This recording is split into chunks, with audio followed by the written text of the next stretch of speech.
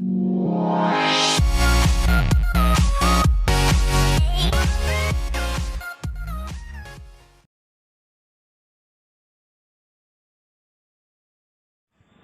Students, मैं GD sir स्वागत करता हूं आपका एम अचीवर्स के ऑनलाइन चैनल पर।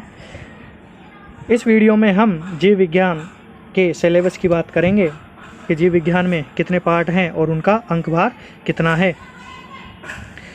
तो देखिए, जो जीव विज्ञान है कक्षा 12वीं के लिए, उसमें 2 भाग जो है हम मान सकते हैं।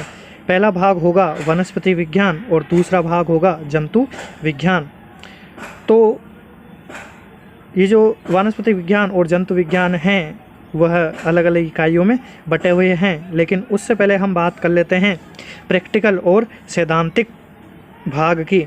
तो देखिए, जो जीव विज्ञान है उसमें 2 पार्ट सम्मिलित हैं, सैद्धांतिक और प्रायोगिक। सैद्धांतिक से क्या तात्पर्य है, यह आपने जो है शायद पहले नहीं सुना होगा।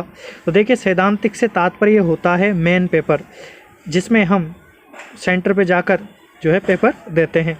तो उस पेपर की बात है कि सैद्धांतिक उसी पेपर को कहते हैं जिसका समय 3 घंटे का होता है और उसके जो अंक भार है वह 56 नंबर होते हैं। इसके साथ जब हम 14 नंबर जो है स्कूलों से भेजे जाते हैं उसको सत्रांक कहते हैं। इसके बाद जो है दोनों को मिलाने पर जो इनका अंक भार है वह 70 हो जाता है और बाकी के जो 30 नंबर हैं वो प्रैक्टिकल के होते हैं और प्रैक्टिकल को प्रायोगिक के नाम से जाना जाता है। इस प्रकार से जीव विज्ञान के जो है कुल 100 नंबर पूरे हो जाते हैं। अब हम बात करते हैं वनस्पतिक विज्ञान की।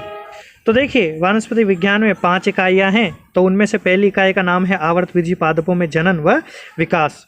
तो पादप विज्ञान की इस इकाई में हम जो है जनन के बारे में पढ़ेंगे।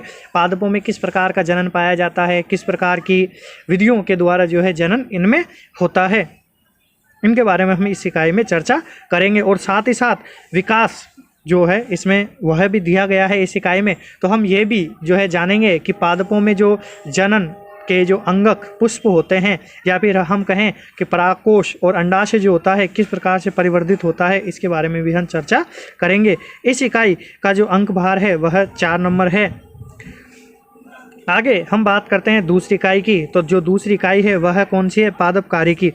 इस इकाई में हम पादपों में कुछ जो है क्रियाएं संपन्न होती है उसके बारे में चर्चा करेंगे। तो वो क्रियाएं परासरण, विसरण और पादपों का जल के साथ किस प्रकार का संबंध होता है, इसके बारे में चर्चा करेंगे। यह हमारे किताब की सबसे अधिक नंबरों की इकाई है और बहुत ही सिंपल इकाई है। इसके जो चैप्टर हैं बहुत ही छोटे छोटे चैप्टर हैं, लेकिन इनसे क्वेश्चन अधिक पूछे जाते हैं, इस कारण से यह 9 नंबर की इकाई है।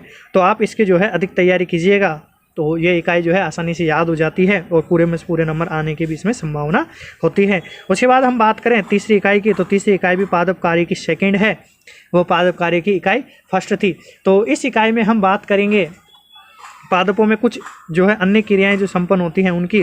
तो इसमें हम प्रकाश संश्लेषण जो कि पादपों में मुख्य क्रिया है जिसके द्वारा पादप भोजन बनाते हैं उसकी चर्चा करेंगे। साथ ही साथ हम श्वसन की भी चर्चा इस इकाई में करेंगे। इसके बाद जो बाकी के जो अध्याय होंगे उसमें हम पादपों में जो अन्य जो क्रियाएं संपन्न होती है जैसे पुष्पीकरण, अंकुरण आदि की चर्चा हम इसमें करेंगे और साथ ही इन क्रियाओं को प्रभावित करने वाले हार्मोनों की भी बात हम इसमें करेंगे। और पादपों के लिए जो एंजाइम होते हैं उनकी चर्चा भी इस इकाई में करेंगे। इस इकाई का अंक भार है कितना? 5 नंबर। उसके बाद हम बात करते हैं जैव प्रौद्योगिकी की। तो जैव प्रौद्योगिकी जो इकाई है, इस इकाई में हम बात करेंगे कि पादपों में जो जीन होता है, जो डीएनए होता है, उसमें किस प्रकार के परिवर्तन करने से हम जो है उनसे ज़्यादा से ज़्यादा लाभ प्राप्त कर सकते हैं। तो ये जो इकाई है वह भी बड़ी आसान इकाई है, इसको भी आसानी से समझा जा सकता है और 5 नंबर प्राप्त किए जा सकते हैं। इस इकाई में हम जो जैव प्रौद्योगिकी जो तकनीक है उसके बारे में चर्चा करेंगे, उसमें कौन कौन से साधन काम में आते हैं। और इस इकाई में हम ये भी चर्चा करेंगे कि भारत ने जैव प्रौद्योगिकी क्षेत्र में कौन कौन से प्रयोग किए हैं और उनसे कौन कौन से लाभ प्राप्त होते हैं। इसके बाद हम बात करते हैं 5वीं इकाई की। तो हमारी जो 5वीं इकाई है वह है पादप वनस्पति विज्ञान एवं मानव कल्याण। तो इस इकाई में हम जो है बात करेंगे कुछ पादपों की। जैसा कि आपने 10वीं क्लास में पढ़ा था, आपने कुछ पादपों के वैज्ञानिक नाम पढ़े थे और साथ ही उनसे कौन कौन सी चीज़ें प्राप्त होती है इनकी भी बात वहाँ पर की थी। वह यहाँ पर ये जो अर्थ विकास है इसमें भी हम जो है इसी प्रकार के कुछ पादपों की चर्चा करेंगे जो मानव जीवन में महत्वपूर्ण भूमिका रखते हैं। और मानव कल्याण वाली जो इकाई है, ये जो भाग है इसका इकाई का, तो इसमें हम जो है पादपों के वे लाभ देखेंगे जो मानव को प्राप्त होते हैं और उनसे कुछ विशेष प्रकार की जो चीज़ें प्राप्त होती हैं उनके बारे में चर्चा करेंगे। जैसे पेट्रोपादप के बारे में हम चर्चा करेंगे। तो ये जो इकाई है वह भी कितने नंबर की है? 5 नंबर की इकाई है। इसके बाद हम बात करते हैं जंतु विज्ञान की। तो देखिए अब हम बात करते हैं जंतु विज्ञान की। तो जंतु विज्ञान में भी 5 इकाइयाँ हैं। तो पहली इकाई है मानव कार्य की। इस इकाई में आप जो है मानव के तंत्रों के बारे में पढ़ेंगे। जिस प्रकार से आपने कक्षा 10वीं में दूसरे भाग जो दूसरा पार्ट था उसमें पढ़ा था विभिन्न प्रकार के मानव तंत्र, तो इस इकाई में भी जो है हम कुछ तंत्रों के बारे में पढ़ेंगे जिनमें मानव त्वचा या मानव का अध्यावरण तंत्र, मानव पाचन तंत्र, मानव श्वसन तंत्र, मानव हृदय वह महत्वपूर्ण होंगे।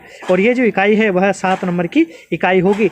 और चूंकि आपने ये जो चैप्टर है वो 10वीं क्लास में पढ़े हुए हैं तो आपको ये जो इकाई है वो पढ़ने में बड़ा ही आनंद आएगा। उसके बाद हम बात करते हैं अगली इकाई की। तो ये इकाई है मानव कार्य की सेकेंड। और इस इकाई में जो बाकी के जो तंत्र बच जाएंगे जैसे कि जनन तंत्र हो गया और मानव कंकाल तंत्र हो गया, इस प्रकार के तंत्र जो है हम इसमें पढ़ेंगे।